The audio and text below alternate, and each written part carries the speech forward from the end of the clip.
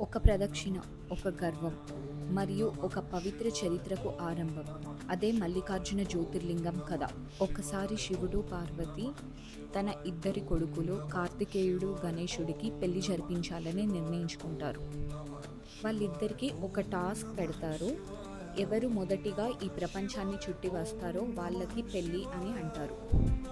కార్తికేయుడు తన నెమలి వాహనంపై బయలుదేరుతాడు. గణేశుడు మాత్రం నా అమ్మ నాన్నే నా ప్రపంచం అని చెప్పి వారి చుట్టూ ప్రదక్షిణ చేస్తాడు. గణేశుడు తన అమ్మ నాన్న చుట్టూ తిరగటం వల్ల కార్తికేయుడి కంటే ముందర ముల్లోకముల్లో ప్రత్యక్షమవుతాడు.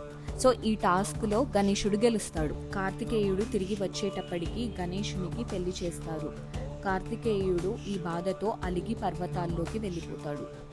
కార్తికేయుడిని వదిలి ఉండలేక శివుడు మరియు పార్వతి ఆయన వెంటనే వచ్చి పర్వతాల్లో నివసిస్తారు. శ్రీశైలంలో శివుడు మల్లికార్జున స్వామి రూపంలో, పార్వతి భ్రమరాంబ అమ్మవారి రూపంలో దర్శనమిస్తారు. ఇది 12 జ్యోతిర్లింగాల్లో రెండవది. దీని దర్శనం పాపాలను పోగొట్టి మోక్షాన్ని ఇస్తుంది. ఇదండి మొత్తానికి రెండవ జ్యోతిర్లింగం కదా. మళ్ళీ తిరిగి కలుద్దాం.